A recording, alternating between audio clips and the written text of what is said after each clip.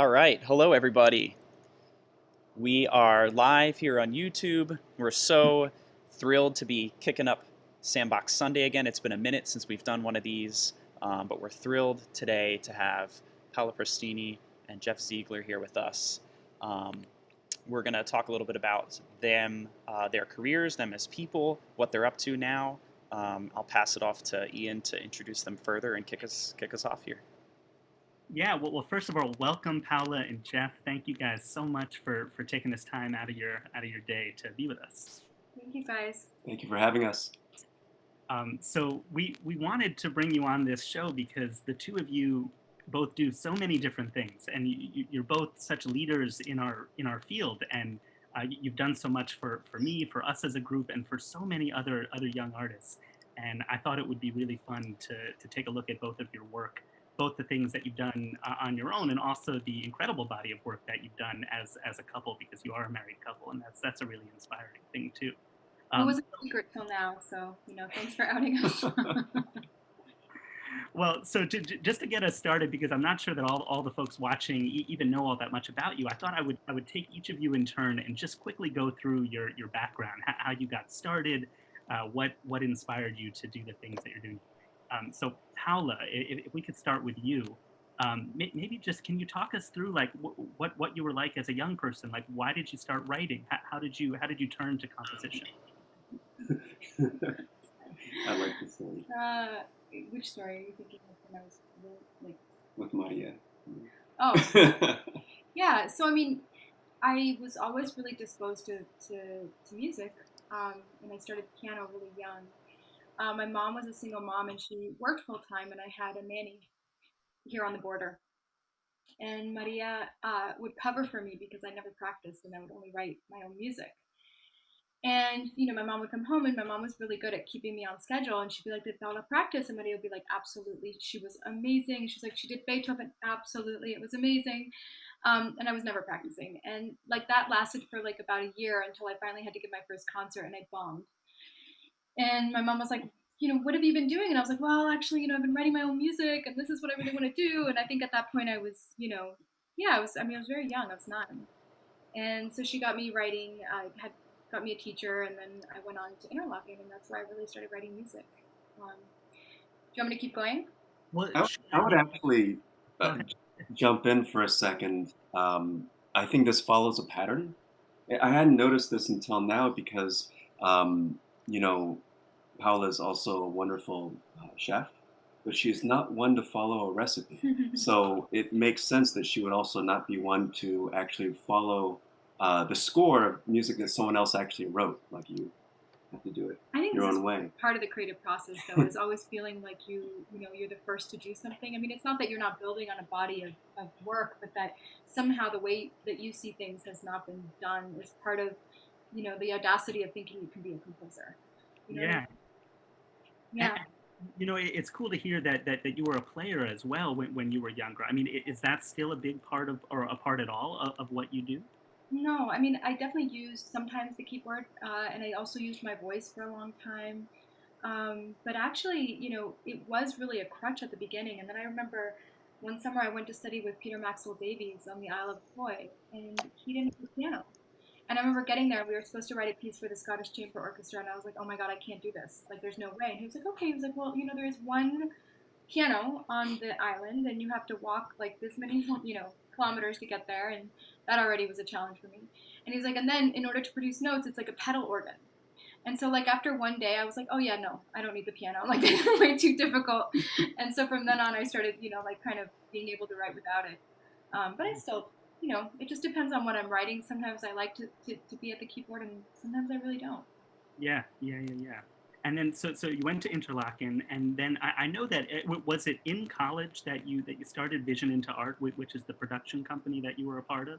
Yeah, I mean, I went to Interlochen, then I went to Peabody. I was there for 2 years, then I transferred to Juilliard, and I did my undergraduate and graduate there. And while I was there, I had an amazing group of colleagues from Nico Muley to Nora Cole Rosenbaum to Steve Gosling, people that I'm still, friends with today. And we started this company while we were there using the school resources and essentially kind of using the infrastructure of the school to begin a nonprofit.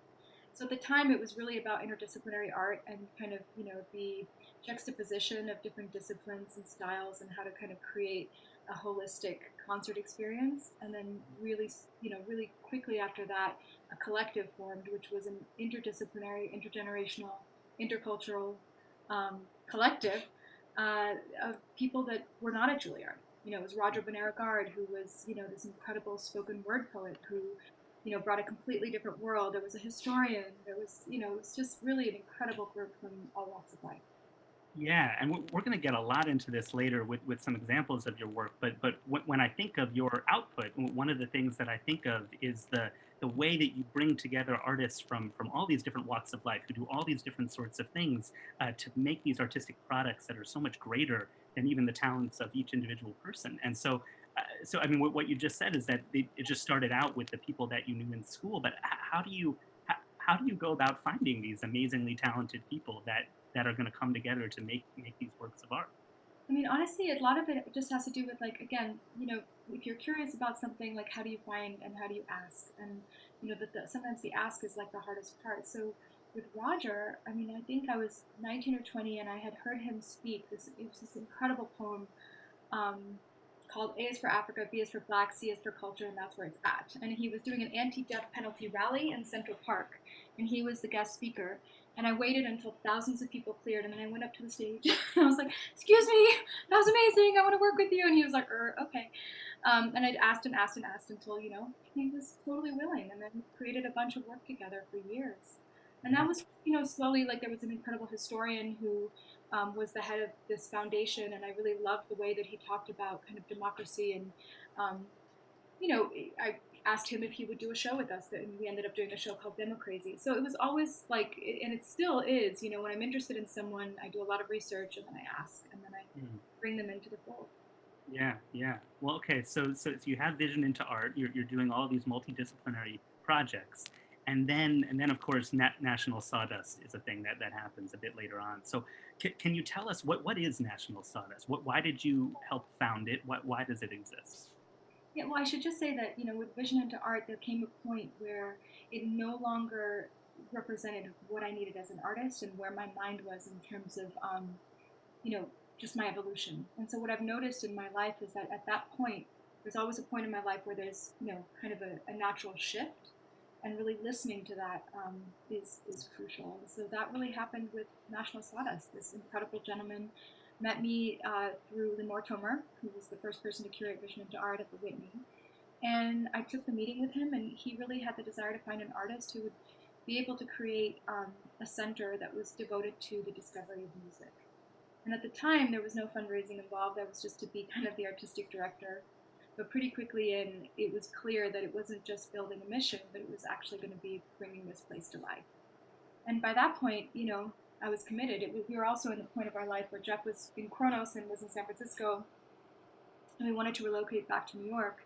So it felt also like this could be an anchor for us as a family to be able to be together again. And we had a small son. So, I just threw myself in. And at the time, I didn't think about what it would take. Because I think, sometimes when you do something that's very big, you need to just get into it. Otherwise, you can, be paralyzed by the magnitude of it. And so I didn't really think about, what, what I would sacrifice, either as a mother or as a writer or as a partner. I was just like, okay, this is it. I'm in 100%. And it wasn't until many years later, Sawdust was created, and I think it's really filled a niche in the city. I think it's doing its part in terms of music discovery. But it wasn't until years later that I realized that, until you see like your whole totality as you as an artist, you tend to kind of underplay, if you will, the different things it takes to survive as an artist. And I think that myth is propagated by this kind of very Eurocentric training and gatekeeping that's really existing in our field. And so that's something that I've matured into, which I feel really lucky now, is that I see my output as an entire compositional output that is representing the different sides of my brain and my heart. Yeah, yeah. Well, I was just going to ask that. Like, how do you find the time to balance sort of the producer creative director thing at Sawdust, and all of those parts of your artistic output. And then, of course, you're writing operas, you're writing chamber music, you're writing all of these works. So are they always interconnected? Are they always following each other? Do you carve out different pockets of time? Yeah, they're not interconnected. I mean, there's definitely pockets of time, but again, like I think that one thing that's really cool that I've noticed is that like by having to deal with boards and kind of really intense situations, I was able to kind of enter the opera sphere, which is a, really not a, especially grand opera is really new for women.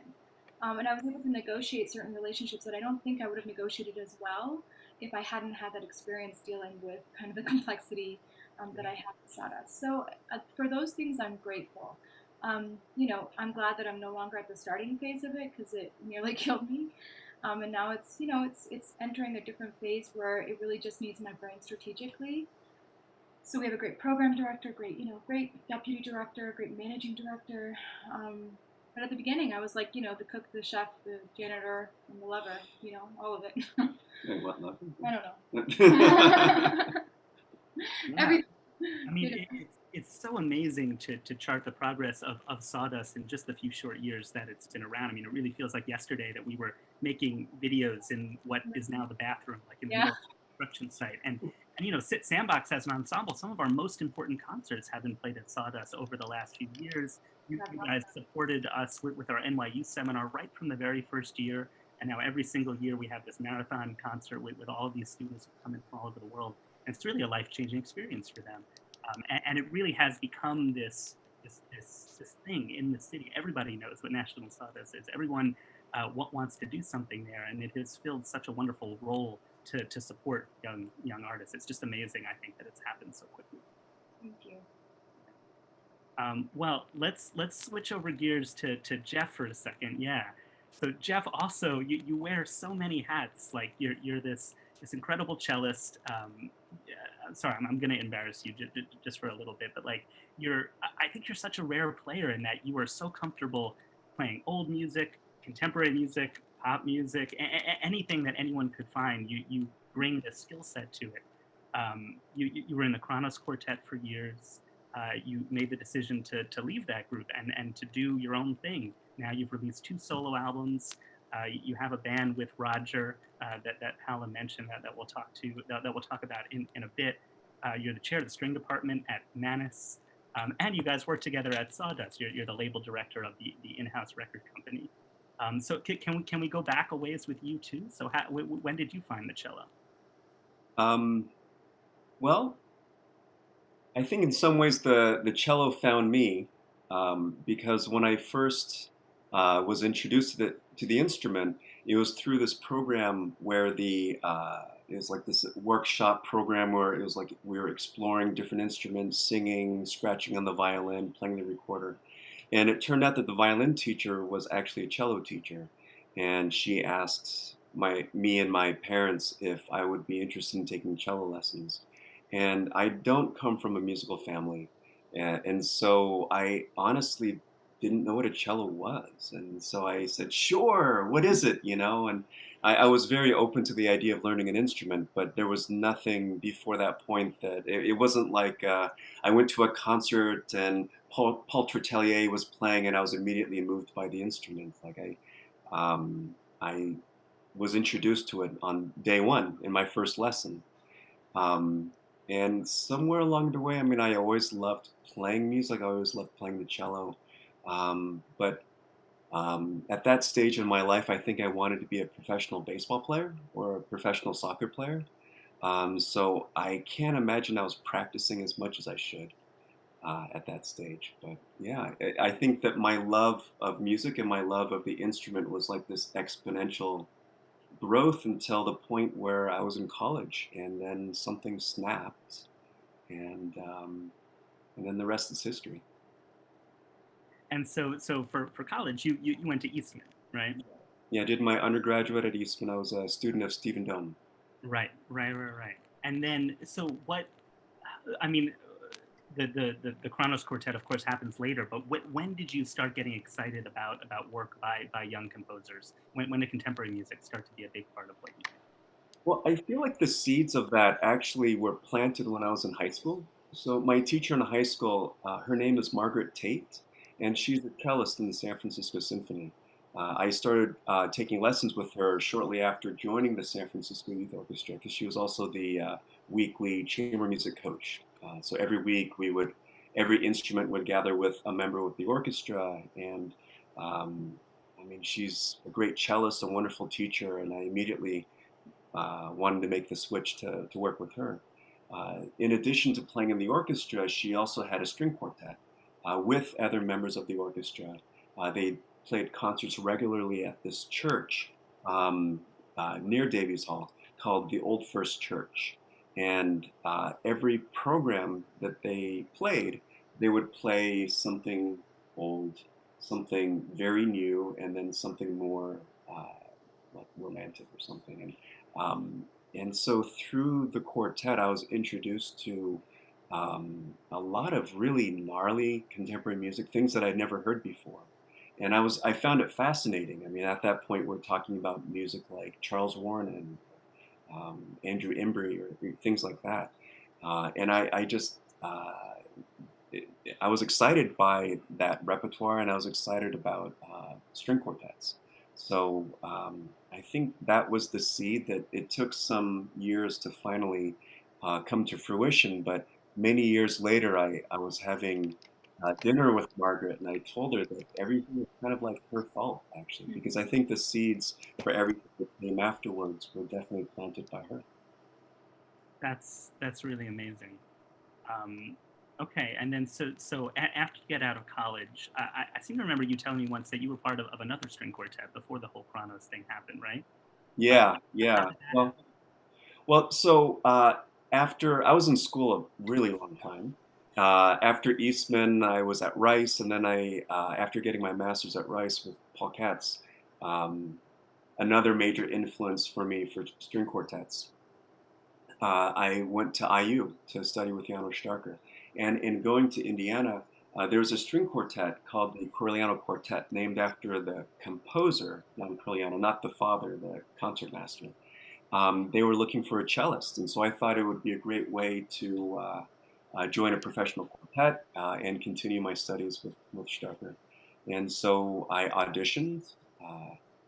Actually, I remember that pretty clearly because my audition took place the same summer that I was at Tanglewood. And I had to get permission from Tanglewood to be able to leave campus for a few days to fly out to Bloomington, audition, and then fly back to Tanglewood, um, which sounds pretty insane now in looking back. But that was my first quartet.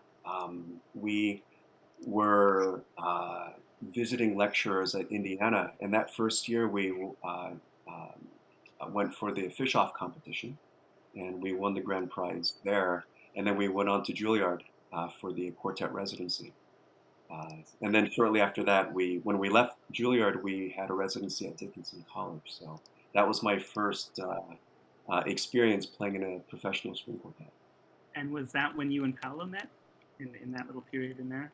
Yes. So we first met while at Juilliard when my quartet was in residence there. But don't. But we just met. Like that. That was it. That was it. And many years later, when my quartet was had the residency at Dickinson College, we had a festival for contemporary music, and we invited Paola to come because she had written a viola piece that our violist Malia Watras performed, and so you came out to the festival as a guest. And I think moved in with me like the next week. We've been together ever since. Yeah, we've been together ever since. Yeah. Well, it isn't a match made in heaven. You know, you've got a cellist who actually has a affinity for new music, and of course the living composer who can only write new music. So that's, you know, I always wonder how it's like a natural collaboration, but then that must have been, do you consider that sort of the bedrock for your relationship, or is it elsewhere? That's actually an interesting question because I think I would not consider it a bedrock of our relationship, but yet it is something that there is a through line of our work together as collaborators. And we also understand, you know, like the sacrifices that a career brings, we can only understand it. I mean, it's such a deep connection on that level. Yeah. That makes it much easier, just to really be able to oscillate between our personal life and professional life. Do you guys ever turn off the collaborative like when you go home after a rehearsal of a brand new piece that Paola wrote for Jeff? Do you continue to talk about it all night, or do you turn it off? No. Actually, I think that most of our conversations are really not about music. Actually, sometimes, yeah, we have to sort of like, oh yeah, there's that thing we really have to talk about. But like most of the things that we talk about are like our son, or. I think that's a good thing. Yeah, movies or Yeah. books. Yeah. So Jeff, let's talk a little bit about the Kronos Quartet. So you talked about the experience of auditioning for the Corleano Quartet, but what's the experience for auditioning for a group like Kronos? Yeah, actually, that was as insane as auditioning for Corleano was. I think the Kronos audition was Wasn't an audition. was insaner, Yeah. if that's a word. So what happened was, just back up a little bit. I was doing a recording for the group Counter Induction. It was the music of Brian Fennelly, wonderful composer, and we were doing the recording together with Judy Sherman, who's a wonderful producer, somebody I had actually worked with before as a member of the Corleano Quartet. And I remember when we were taking our lunch break for that session, she just asked me, like, if I had any plans coming up it was during the summertime. And I said, I was so happy because for the first time in maybe in a while, I had just actually gotten a job teaching at Smith College in Mount Holyoke. And I was so excited. I was so poor. So I was like so excited because even though the position was going to start in the fall, they were going to start, the salary was going to begin during the summer, Wow. And so we were like going to go to Mexico, and I'd actually made plans to actually not do much of anything that summer musically. And she just very mysteriously said, "Well, let me get your information because someone may call you about something." And then 2 days later, I got a phone call from David Harrington, and they evidently they needed somebody to jump in on the fly, like really soon, for their summer concerts, and they asked me to send some music, just recordings, just so they knew what I sounded like. And that was like on a Tuesday, and then by Saturday, I was on a flight to San Francisco. Wow. And it was like a 2-month audition. Well, I didn't know I was auditioning. I thought that I thought I had the sweetest summer job. I like to joke that it was a summer job that lasted 8 years. So, actually, it was like right around the first concert. Actually, no, sorry. It's coming back to me. The first concert we played together was in Seattle. The second concert was a Terry Riley birthday concert, who just celebrated another birthday. Yeah. But it was right around that second concert that they took me aside and asked me if I wanted to join. Wow. And was it like an instantaneous yes, or was it something? Because I mean that is a whole lifestyle to be a part of a group like that. That becomes your entire professional life. So what kind of thought process did you go through before deciding that? Well, I mean, the whole time I was like, oh my God, I can't believe I'm even playing with Kronos. Like, because I think a lot of young string quartets, they might be thinking, hey, I want to form a string quartet that's kind of like Kronos. Like, we want to do things like Kronos. We want to play Jimi Hendrix like Kronos. It's another thing to kind of like, be in Kronos. Yeah, exactly. So that was, it was very exciting. And it was a really wonderful 8 years too. I really learned a lot. And it was a great education in many ways. Yeah, and I know you get this question endlessly, so I'm sorry to be yet another person to ask it, but I think it's such an interesting thing that how did you like at what point did you decide that, like, okay, you've learned a lot in this experience, you've gained so much, but this isn't where the rest of my life is, and I need to move in another direction. Yeah, yeah. I mean, I think that there were many different threads that were sort of converging all in the same place. Um, I think that thinking of Kronos specifically, I mean, the first 2 years, especially in the quartet, I'd say the first year and a half, I was in frantic music learning mode. Everything was very new. Touring like that was very new. And the learning curve was very sharp. But to be frank, it levels off after a while, and you definitely kind of feel like with every new piece that comes in, a little bit like you're playing the same piece over and over again with a different composer's name slotted in. So I think that it was very clear that musically and cellistically that there was definitely sort of a plateau. There was a ceiling for what I can do, and the last few years I was in the quartet, I was sort of kind of pushing the limits as far as like doing other, concerts, collaborations, solo. And that was a bit of a challenge for various reasons. So it wasn't really, thinking long term, something would have to kind of shift in order to continue to grow in in that capacity.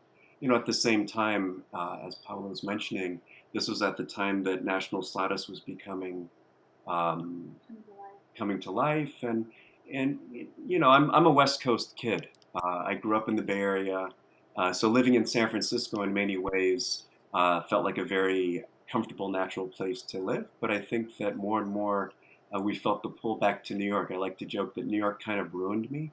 I'm a bit of a Benedict Arnold that way. I prefer New York. I even prefer LA. I'm going to get a lot of hate mail from Bay Area people, but I even prefer LA. But also, I mean, and I think for anyone watching, there's a kind of a myth that musicians can't also be parents and can't value that just as much as being a musician. And I think the quartet was very much of a different time where that was definitely role two. And for, I think, many years, Jeff had to be in that kind of position. And I think you have to ask yourself, when you pass, what's your legacy? And part of your legacy, if you choose to have a family, is that you don't want to have a screwed up relationship with your child. So I mean, I think just to be super frank about and your it, partner, and your partner. But I mean, the thing is, you make it up with a partner because there's certain yeah. sacrifices you understand, but a child does not. Well, there's no question. When I was in the quartet, you had to sacrifice a lot more, because the quartet schedule was like fixed. That's what it was. And one thing I love about our time since leaving the quartet, I mean, we're still, our schedule's still pretty insane, but we're both able to do so much more. And I get to, actually not so much anymore, but before I was so happy because I would still be able to take Tommaso, our son, to soccer and read Harry Potter. Like, when I was in the quartet, we were gone like 6 months a year. And even when we were at home, it was like I didn't have a beeper, but I felt like I almost had a beeper because it was like, oh, wait, we have to go and record something. And so it was a constant overflow of activity. And so right now we're able to find a much better balance. That's really interesting to hear, because I think that, for the four of us being in a quartet, I feel like that we have conversations pretty often about like what our schedule looks like, what sorts of things we're like time that we're going to maybe take off to do other things. None of the four of us actually have kids right now, but if we ever do, like that'll be even more conversation I'm sure that we'll be having about how to manage that just in terms of schedule, Yeah. So yeah, it's kind of interesting. And I think that every group, every quartet, every trio, I mean, even my band Miyamoto, I mean, in many ways, that's a quartet, Yeah. And I think that every group has their dynamic. And a lot of young string quartets, they seek advice about like, what is the best way to communicate, to balance these issues. Life, pulls you in many different directions. And, it's really up to the people in the group, how you find happiness. Some string quartets, they take the summer off. They have a very intense touring schedule during the year, but then the summers are like their own time. Some people they don't. Some quartets don't like it when individuals go out and play solo concerts. Some people actually encourage it. You know, so it really depends on the dynamic of the members. Yeah.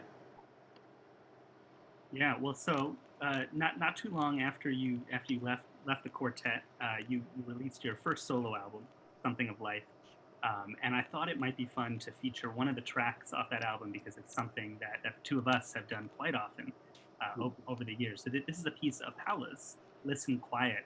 Paola, would you set this piece up for us a little bit? Yeah, so the first part, listen, so both halves are made up of spliced recordings that were made in kind of a covert fashion. So the first was a family member of mine who was kind of in a real cycle of pain. And so I recorded her voice as we were talking to play it back for her so she could kind of witness the cycles that she was going in. And then the other is a recording of my mother talking about the town in Italy where she grew up in. And so I obviously asked both of their permission, and then ended up creating a piece in which, these kind of cycles are displayed through the kind of multiple lines of percussion and multiple lines of cello, and then also kind of like sounds from nature as well. That's All right, great. we're queued up, so should we put it on? We have a little bit of the first movement of this piece, "Listen Quiet," that Jeff and I played at National Sawdust a few years ago. This is actually a season release party for Mozart in the Jungle because this piece, I think Terry and Jeff, right, were Very, yes. in playing this piece in the show, and Jeff and I played it at this release concert.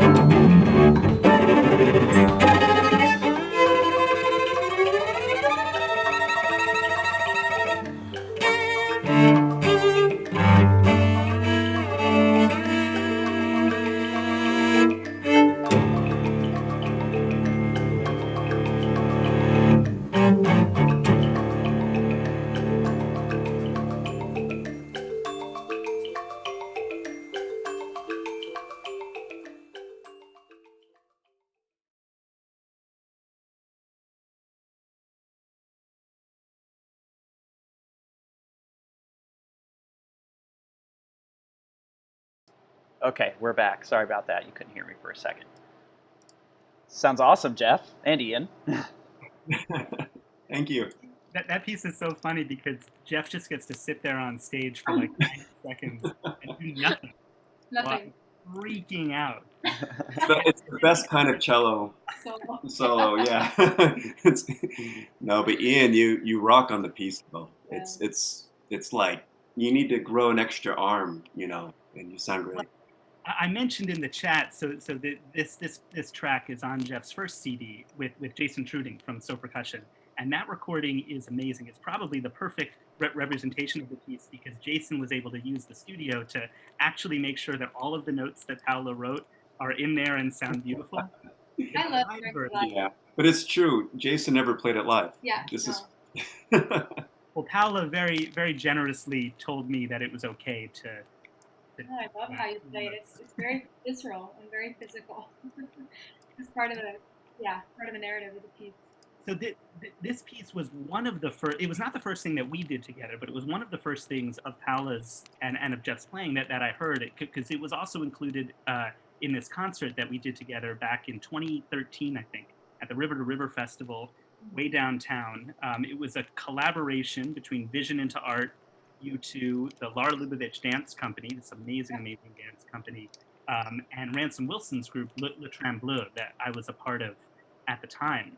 And this was, again, like literally the first time that I had ever met you.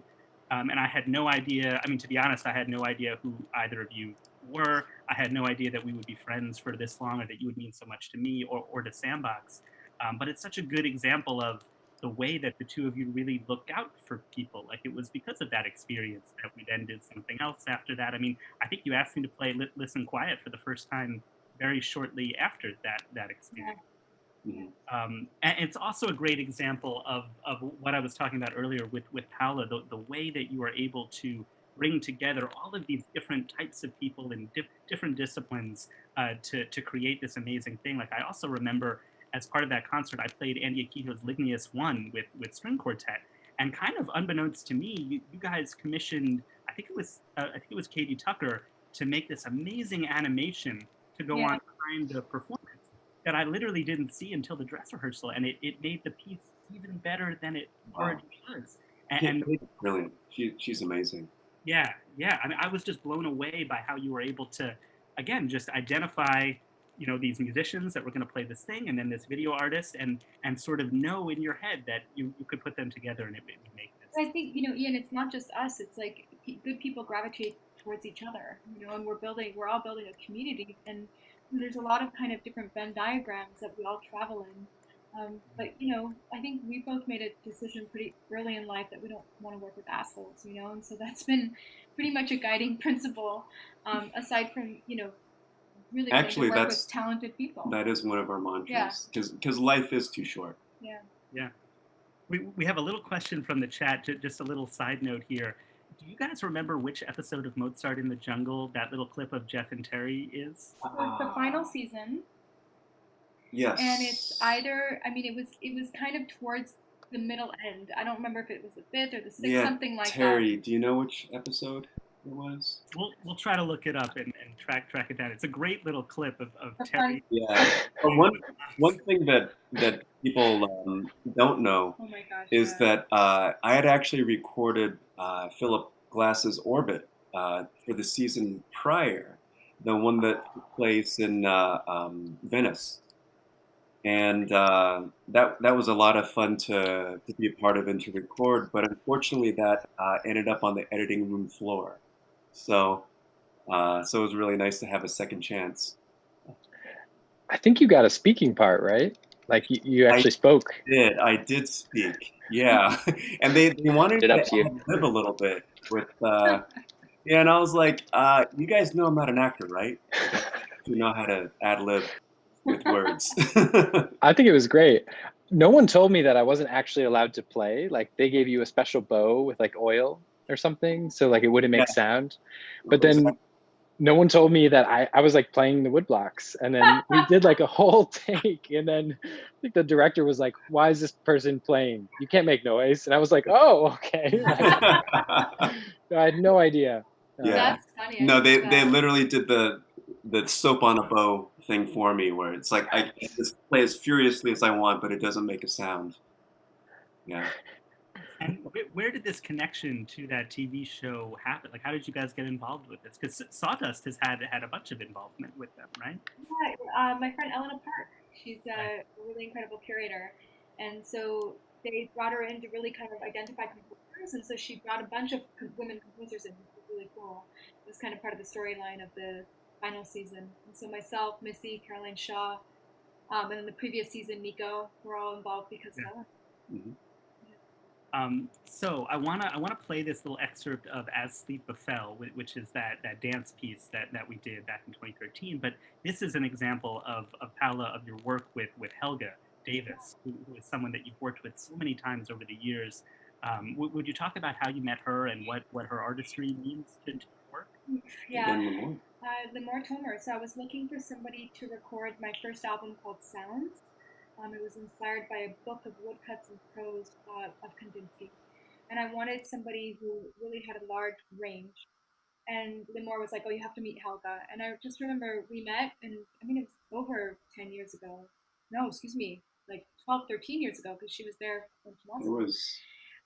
And we just like fell in love, it was like, oh yeah, she recorded it, we had a great time, then I wrote an opera for her, then she became super involved in the kind of genesis of Sawdust. They've worked together. She's in our new album, which is coming out in September.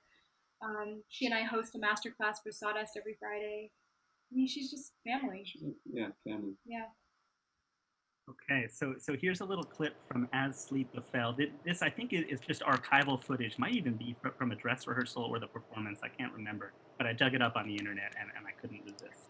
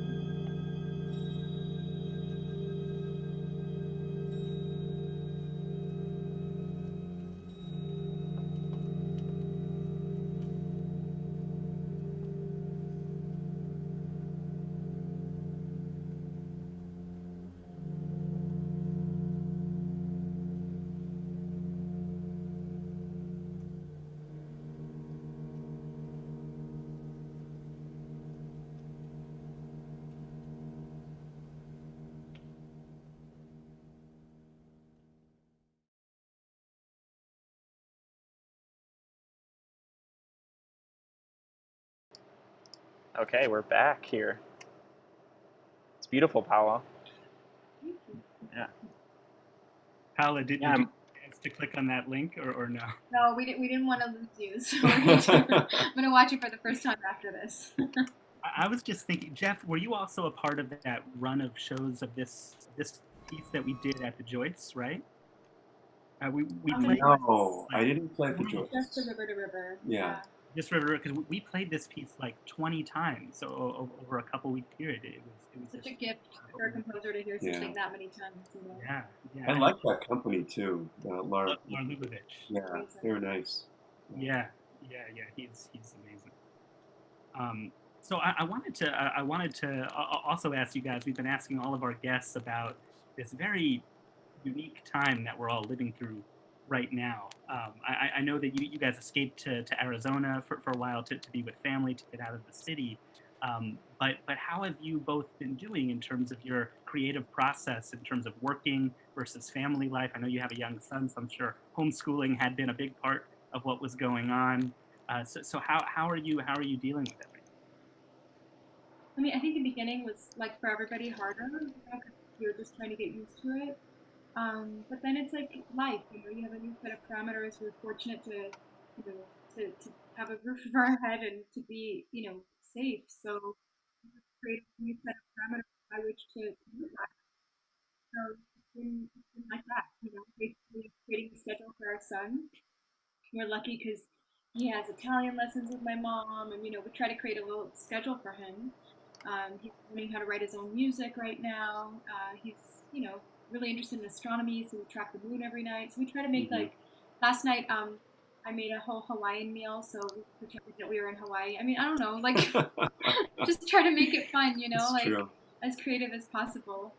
Yeah. So, No, but and then, it's I mean it's exactly. I mean it's challenging, of course, but like speaking of our son with, you know, taking Italian lessons. I mean, he's literally here with his Italian nonna, who's teaching him how to cook, you know, pasta from scratch.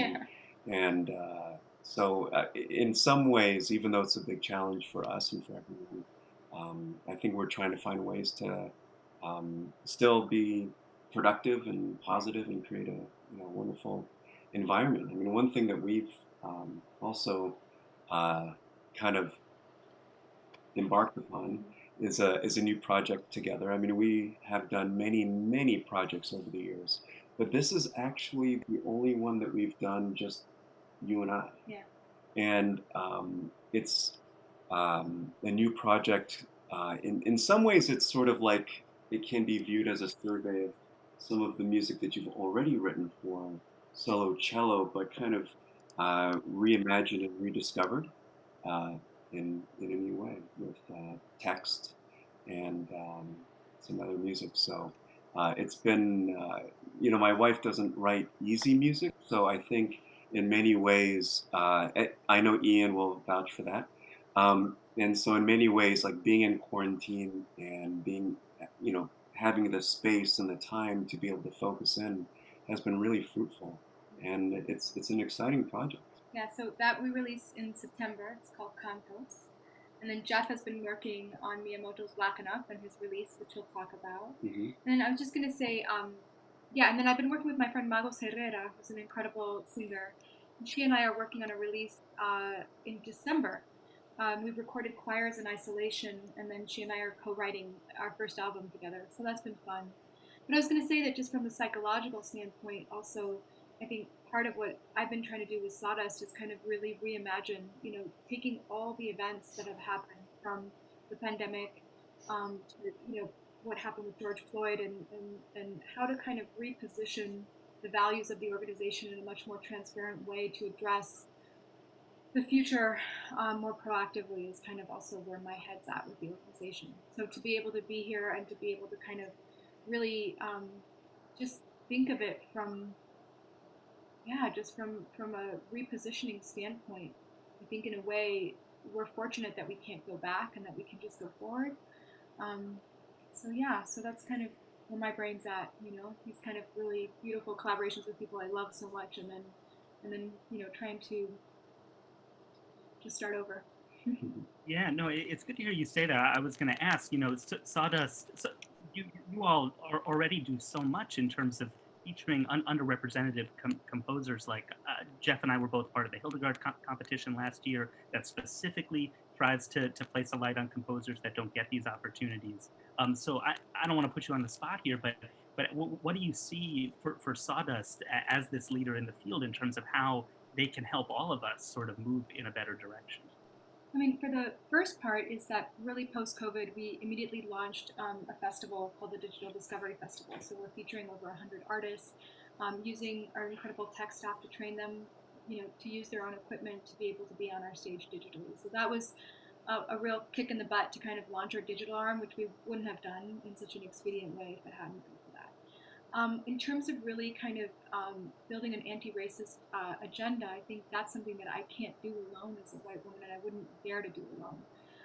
And so I've been fortunate in that I've been talking to the Apollo Theater and the Kennedy Center about how to build strategies for the field. And so we're talking about potentially collaborating in the fall for a series of talks that would, both show the work that we've all developed over the years, but also kind of center the conversation on strategies for the field.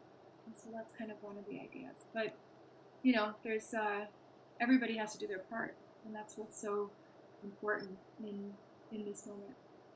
Yeah, I think one of my favorite collaborations that has come out of this has been Miyamoto's Black Enough, and I think they filmed on Juneteenth, and it's coming out soon, which is really exciting. Well, this album is an album that we've been working on for we've realized it's been 3 years in the making. So and now that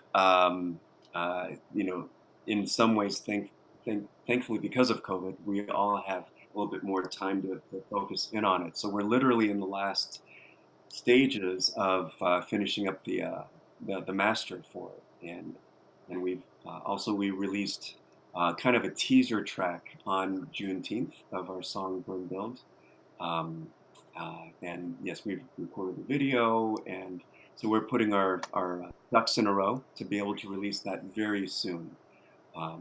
Yeah, it's very exciting. Well, let's even take a step back, Jeff. Can you introduce us to this ensemble? Who's in this ensemble, and what do you guys do? Yeah, so this is my current quartet. It's with Roger Guard, a poet, Andy Akiho, who's a composer and steel player, and Sean Dixon on drums. And just kind of pointing back to one thing that Paola was mentioning earlier with her work with Vision into Art. Roger is actually one of the founding members of Vision into Art, and he's somebody that I knew and worked with through via long before I was in Chrono. And so one of the exciting things that I've been able to do is kind of reconnect with a lot of artists that have always inspired me. And so the initial formation of Miyamoto was actually Roger, Andy, and I playing the piece 21, which many cellists and percussionists know out there. I know, Ian, you do a version with marimba, which is actually we've done together too up in Maine. So yeah, it's a great piece. It really stretches the cellist, I think, because of the having to play the kick drum. And so one thing that we did when we formed, I guess it's been about 6 years, was to overlay this poem that Roger wrote about Jit Sumru, who is a musician from Trinidad. And it was sort of like, that was the beginning. We just met, we did this we created this one version of the song, and we made a video for National Sawdust, the In Situ series, which was, I was just reminiscing about that video because when we recorded it inside of National Sawdust when it wasn't built, basically. I mean, there was a roof, but there was no heat, there was no running water, and I think it was about 52 degrees. It was freezing when we recorded that. And shortly after that, we started adding a few other songs to our repertoire. We played at Celebrate Brooklyn together. And then we decided to go up to Mass MoCA for residency. And we brought in Sean Dixon, and we decided to actually create an entire program together. A lot of new arrangements, some solos mixed together, and that became, and so then we became Miyamoto's Black Enough. We actually, prior to that, we didn't even have a name, so we came up with a name as well as a program. For those of you who are probably wondering, what does the name mean? The name comes from Ariana Miyamoto. So one thing that we knew that we wanted in a name is that, so Roger is from Trinidad, he's black. I'm half black, half Japanese, and Andy is half Japanese. And so we knew that we wanted to have some kind of a tie or something that kind of acknowledged that combination.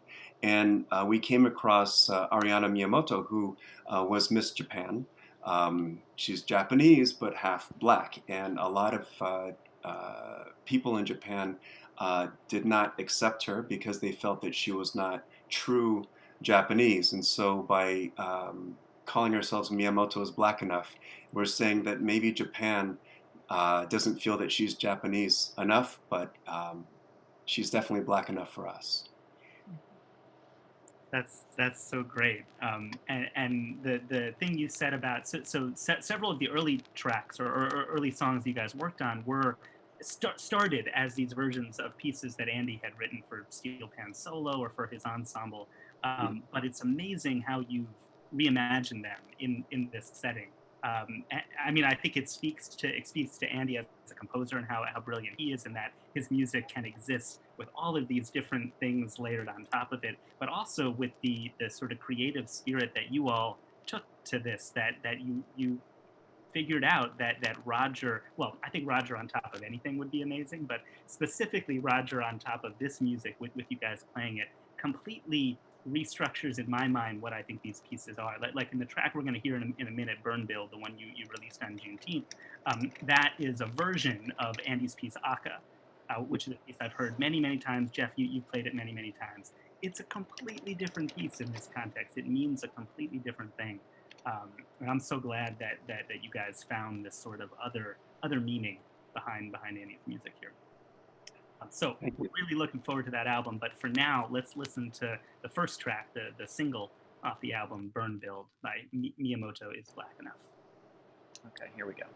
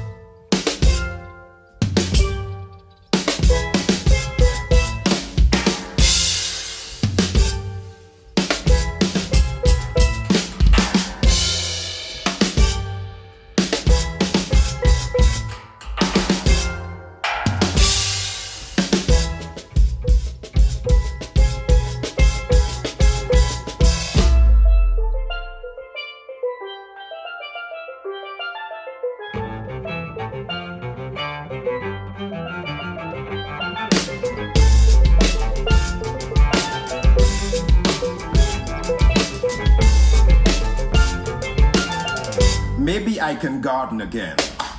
Wield machete and hoe, bust through the earth that eventually forgives. A man is still most alive by the sweat his body can make of its own work until the self leaves the self as salt, returning to the dirt. Maybe this is how to make the body study now, steady now, build a new discipline or retool an old one that can sustain the body which houses the fickled brain and quiets the noisy and restless imps weaving the everlasting quilts of blood. Isn't it after all that the body knows itself and its limits after a night of dancing? Isn't the night closing in on the body at all times except when it moves to push its dark walls back?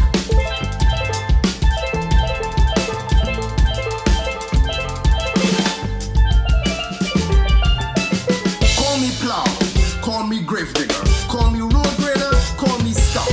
Call me he who makes a way, call me he who avoids the bullet, call me he who takes it.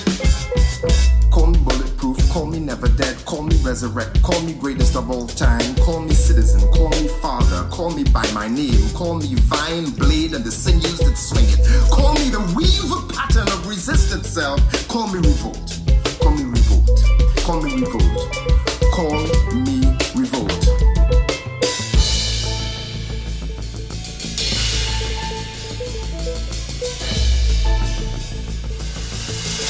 Someone is burning black churches. Someone is setting fire to blackness in the night and watching it be ash by morning. The most American thing we have learned is how to plunder and pretend our robbery was our victim's salvation. In the dream, I'm the man on the roadside too. Call me he who builds a church in the night. Call me he who sets it ablaze.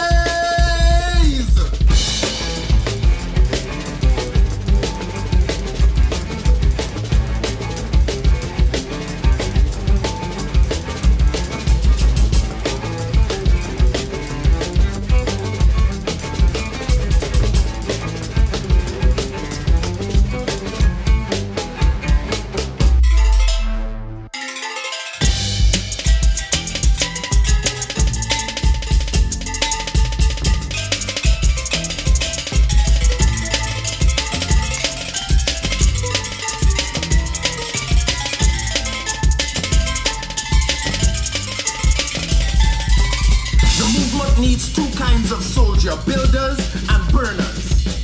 Praise the hands that set the CVS alight. Praise the looters. Praise the man in the bandana mask. Praise the boy who retains the live tear gas to the bewildered police. Praise black bodies always running. Praise the Ray. Praise the Dream Defender. Praise New York City. Praise Ferguson, Charleston, Baltimore. Praise Chicago, Minneapolis, Brazil. Praise Aruca, praise Trinidad, praise New York. Praise the flag that is a burning corporation. Praise the black flag. Praise guns in the hood waiting to clap back at the right time. This is the right time. It is the right time. We are the right time. We are the right time. We are the right time. We are the right time. We are the right time.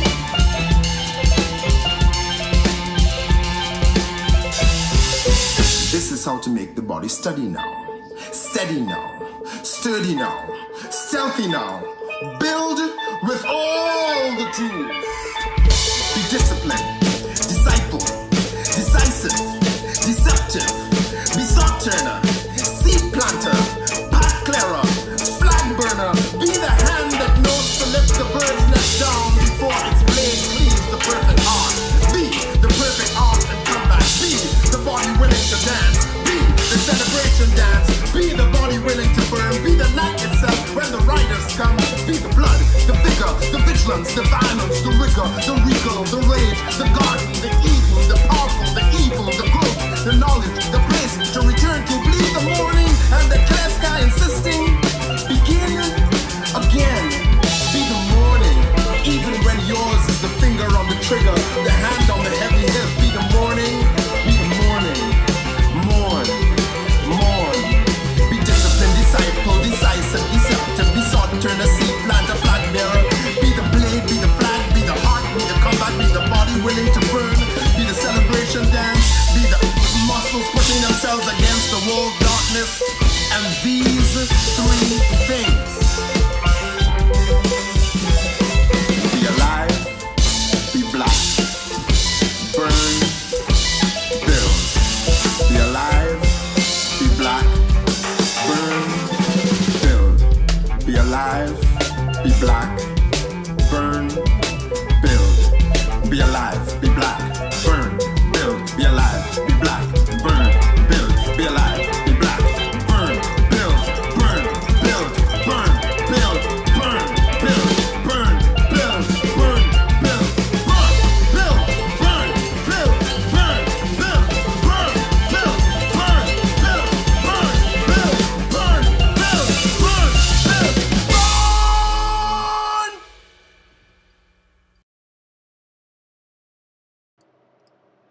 right. This is We're Science back Friday. here. I'm Ira.